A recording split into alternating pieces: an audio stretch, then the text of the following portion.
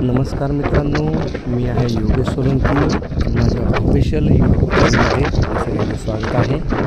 आज आपण आलो आहोत आपल्या केळी शेतामध्ये, ज्या ठिकाणी आपण कौलीहून आणलेलं खोडं लावले आहेत, ज्याची की 28 तारखेला आपण लावणी केली.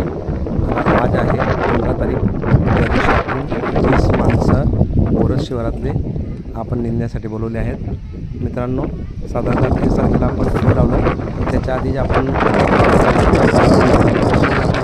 चारीमध्ये ट्यूबवेलद्वारे पाणी देत होतो. त्याच्यामुळे जास्त तण झालं.